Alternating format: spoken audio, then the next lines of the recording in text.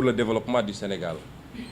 Car otage de son obsession pour un second mandat, qu'un bilan ne pouvait lui donner, il était dans les manigances et les manœuvres pour écarter, exiler, révoquer, traquer de l'opposant, modifier les lois à sa guise, etc., etc. Mais c'est bien fini pour lui, comme il le dit, car on n'a pas besoin de son engagement de ne pas faire un troisième mandat. Nous ne lui laisserons jamais cette latitude d'avoir à violer une énième fois la Constitution pour briguer un troisième mandat. Nous savons que son engagement de finir avec son mandat en 2014, en 2024, suivra le même destin que ses précédents engagements.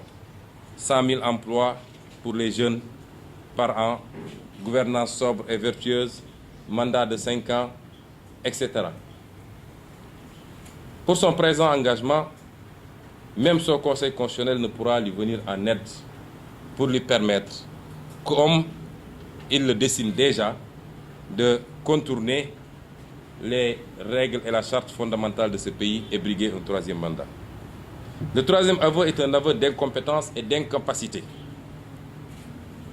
Il dit, je le cite, et il s'adresse à l'opposition, « Si on ne se réunit pas, des étrangers vont débarquer pour nous diviser et s'accaparer de nos ressources. » Au-delà d'un aveu inquiétant, d'un leader extrêmement faible, qui n'est fort que lorsqu'il s'agit de mater de l'opposant et qui courbe l'échine face aux intérêts étrangers.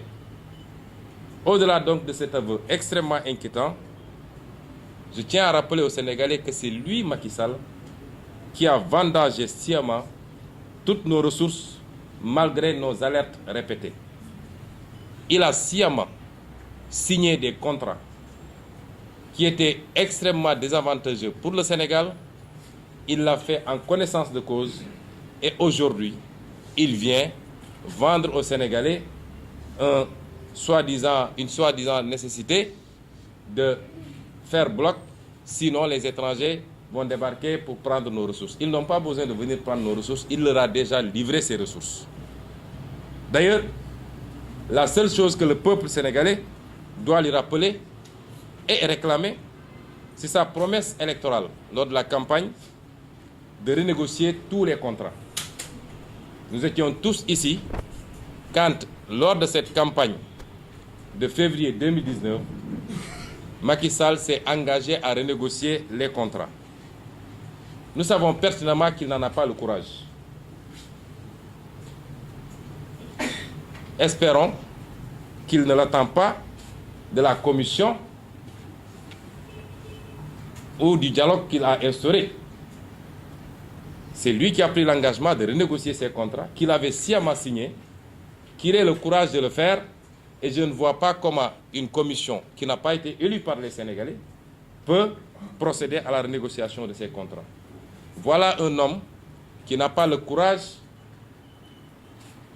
de ses responsabilités et qui se défausse sous prétexte de la nécessité de dialoguer, qui se défausse sur une commission où on retrouve tout et rien et qui doit être compétent en toute matière.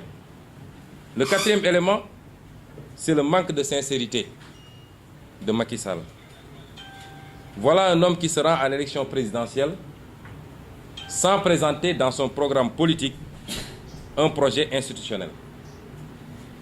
Après le référendum constitutionnel de 2016, sur ces 15 mesures, après avoir imposé de manière personnelle et unilatérale une réforme de la loi électorale pour instaurer son parrainage, après aussi son passage en force électorale, il décide d'une réforme constitutionnelle qui voit 22 articles de la Constitution être modifiés et avalisés par sa majorité mécanique parlementaire sans concertation et sans que personne ait vu venir.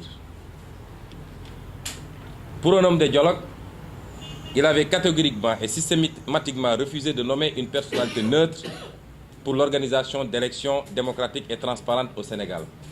Nous nous rapportons tous de son Doumakodef, et nous lui réitérons Ya Hayi, d'où nous dialoguer. nous dialoguer. Ce n'est pas la peine d'envoyer tous les émissaires du monde. Nous ne sommes pas intéressés par son dialogue.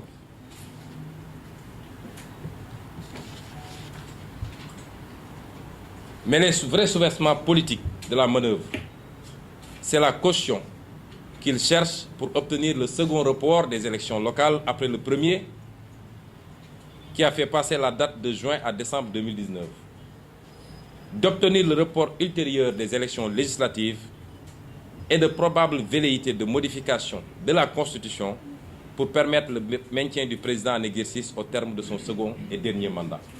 Ça, ce sont les véritables soubassements politiques de toute cette manœuvre. L'autre objectif demeure évidemment l'absolution des crimes économiques de son entourage, qu'il encourage par une impunité, si ce n'est carrément par des promotions ministérielles ou autres directeurs généraux. J'ai rappelé tantôt des cas, ils font légion, et ces criminels à col blanc narguent les Sénégalais en organisant des meetings à coût de 200 ou 300 millions. Le septième point, c'est la duplicité d'une certaine opposition. Et même l'incohérence de cette opposition. Vous ne pouvez pas avoir aboyé il y a quelque temps pour dire que nous ne reconnaissons pas, nous ne légitimons pas, et être les premiers à vous bousculer pour donner du monsieur le président ici, monsieur le président là-bas. Ils sont tous heureux de serrer la main du président. Je crois qu'ils rêvent tous, quelque part, de retrouver certaines positions. C'est un secret de polichinelle d'ailleurs. Macky Sall a son projet totalitaire. Macky Sall est un dictateur rampant. Il a son projet totalitaire. Il l'a longtemps théorisé, ça a été longtemps théorisé par ses officines, et lui-même, en annonçant dès son accession au pouvoir qu'il allait réduire l'opposition sénégalaise à sa plus simple expression. Seul un dictateur peut parler comme ça. Une démocratie ne vit que par la bipolarisation entre un pôle qui gouverne et un autre pôle qui s'oppose. Seul un dictateur peut dire « je vais réduire l'opposition à sa plus simple expression ». Ce projet a connu un début de mise en œuvre par le remplacement de l'état de droit par le parti-État. Ce projet a connu un début de mise en œuvre, je disais, par le remplacement de l'état de droit par le parti-État, d'une gouvernance sobre et vertueuse par une gouvernance clanique et gabégique, en excluant le Sénégal des juridictions internationales, en menant une chasse aux sorcières des opposants à son régime. La liste n'est pas exhaustive. Mais cette méthode semble avoir atteint ses limites.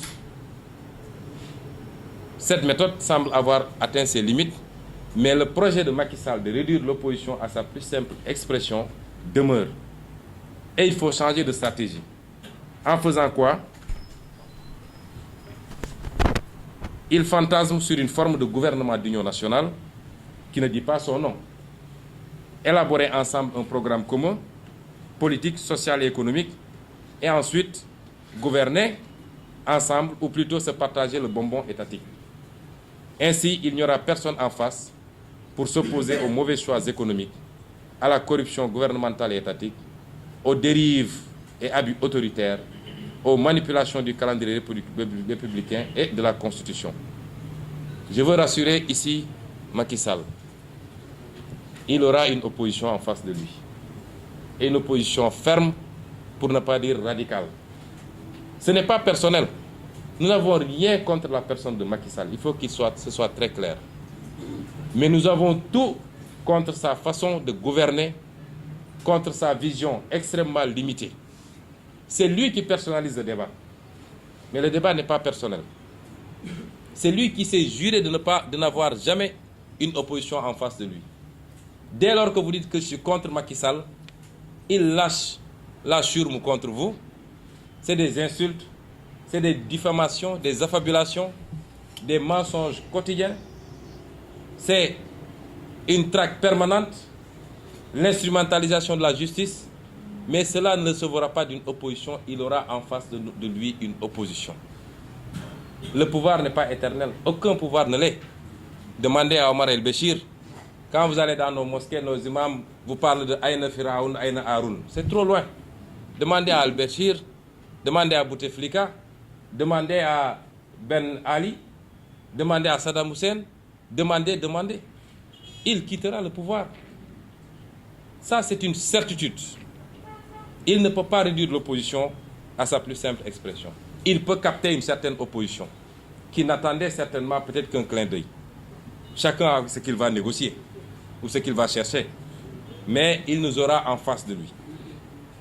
Nous respectons la liberté de chaque organisation politique dans l'opposition de ses choix, mais aller au dialogue, soyons clairs, c'est être en collision avec Macky Sall et se livrer à un grand écart qui s'assimile à un reniement, à une forme de ralliement.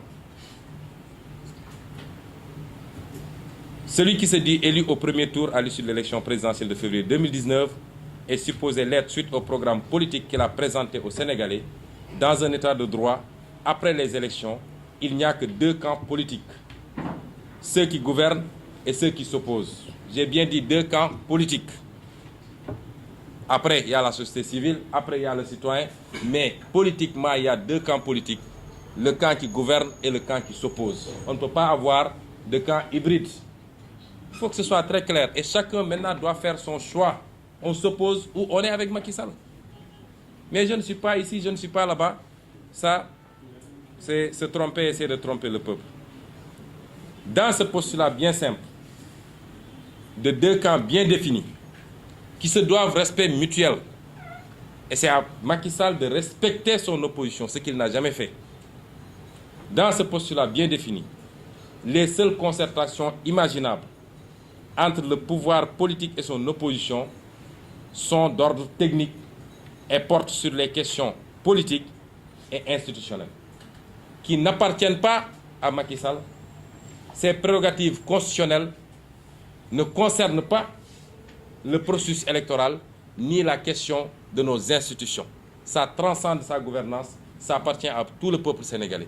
Et c'est les seules questions qui peuvent faire l'objet pas de dialogue.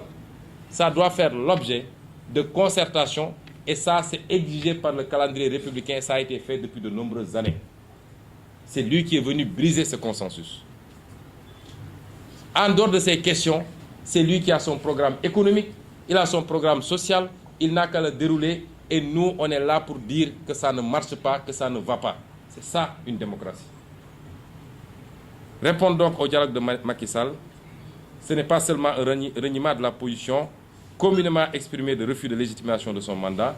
Au lendemain de l'élection, c'est aussi une décision d'intégrer son gouvernement délégué à la commission dirigée par Famara Ibrahima Sagna.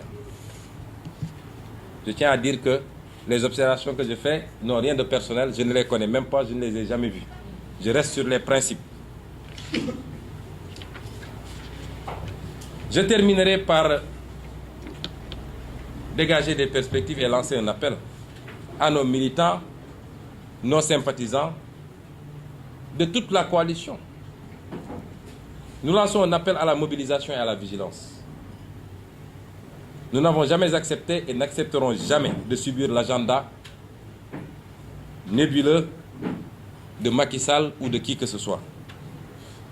Le nôtre est bien tracé. Il s'agit de poursuivre et de parachever cette œuvre qui consiste à débarrasser le Sénégal de ses entrepreneurs politico-affairistes et de réconcilier le peuple avec la pratique politique.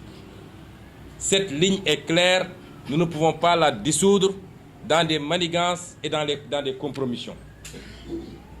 C'est ça notre ligne politique et c'est à cela que nous appelons tous ceux qui croient à notre combat et qui ont été nombreux à voter pour nous et encore peut-être beaucoup plus nombreux à n'avoir pas pu voter pour nous. Nous disons que c'est ça notre ligne et nous ne le compromettrons avec rien d'autre et sous aucun prétexte que ce soit. Ni pour la supposée unité d'une opposition aux objectifs apparemment totalement éclatés, ni pour les beaux yeux de Macky Sall qui est confronté à ses propres limites. Nous y œuvrons et impulsons une cadence soutenue dans les prochaines semaines par la consolidation de la coalition et le renforcement de nos partis respectifs. En ce qui nous concerne, nous, PASTEF, j'en profite pour annoncer que nous nous acheminons vers un grand congrès dans une date qui vous sera communiquée incessamment. Ensemble donc, nous serons également plus que jamais du côté du peuple dans la surveillance et la dénonciation de la gouvernance malsaine et la prise en charge des problèmes sectoriels comme globaux. À ce titre, une série de questions écrites adressées au gouvernement, suivies de conférences de presse décentralisées, sera déroulée dans quelques jours. Nous rejetons ce simulacre et appelons les forces politiques et citoyennes patriotiques à faire front contre les funestes desseins politiciens et de Macky Sall et ses complices de tous bords. À la place, je l'ai dit dans le titre, nous proposons un dialogue avec le peuple. Nous proposons un dialogue franc, profond, sincère, un échange mutuellement enrichissant avec ce peuple. Nous avons proposé un programme lors de cette campagne. Tous les spécialistes, tous les observateurs qui ont lu les programmes s'accordent que nous avions proposé le meilleur programme pour le Sénégal. Et c'est dommage parce qu'on va perdre encore 5 ans à patauger. Nous avions toujours dit qu'il y a le temps de l'opposition ferme et le temps des propositions.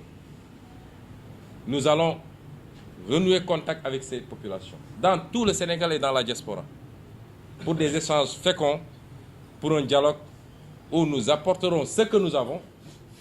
Peut-être que lors de la campagne, nous n'avons pas suffisamment pu partager ce programme, mais où nous prendrons de ces populations également les préoccupations, que nous poserons de la manière la plus ferme, que ça plaise ou que ça ne plaise pas.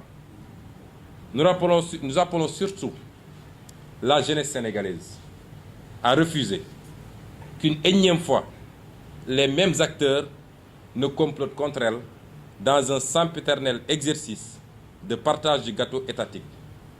Nous l'appelons à se tenir prête à engager l'inéluctable bataille pour parachever la mise hors circuit de ce système mafieux. Je vous remercie.